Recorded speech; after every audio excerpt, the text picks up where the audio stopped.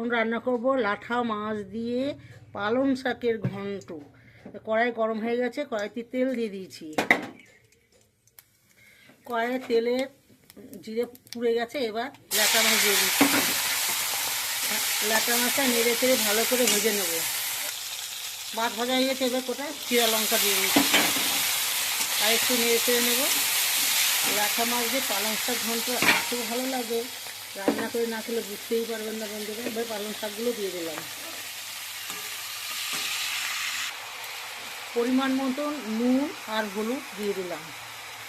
এবার নেড়ে চেড়ে আমি একটু ঢেকে দেবো। বন্ধুরা দেখুন, শাকটা খুব ভালো সিদ্ধ হয়ে গেছে। একদম শাকটা লাটা মাছগুলো ভেঙে দিয়েছি, এত সুন্দর হয়েছে দেখুন।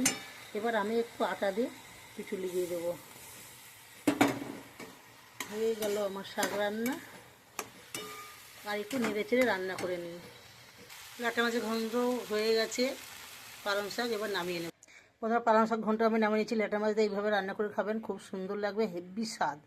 আমার রান্না দেখে যদি ভালো লাগে লাইক কমেন্ট শেয়ার করবেন। এবার একটা সাবস্ক্রাইব করতে ভুলবেন না। বাই। আবার ঠাকুমা রান্না করে দেখ।